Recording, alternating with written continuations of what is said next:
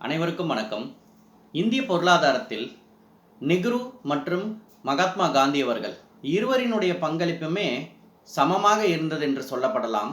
அதனால் இருவரினுடைய கோட்பாடுகளுமே ஒரே மாதிரி இருந்ததா என்று கேட்டால் கிடையாது.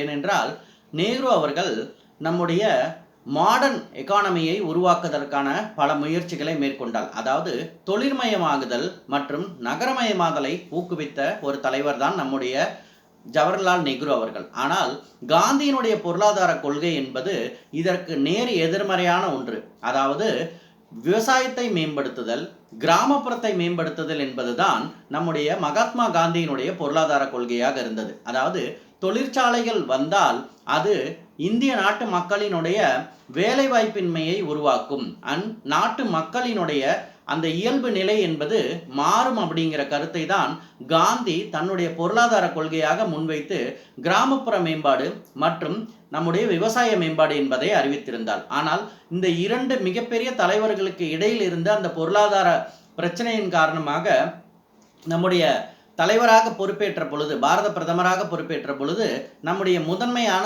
ஐந்தாண்டு திட்டத்தினுடைய நோக்கமாக விவசாயம் எடுத்துக்கொள்ளப்பட்டு, இரண்டாவது ஐந்தாண்டு திட்டத்தினுடைய நோக்கமாக தொழிற்சாலைகள் மேம்பாடு எடுத்துக்கொள்ளப்பட்டது.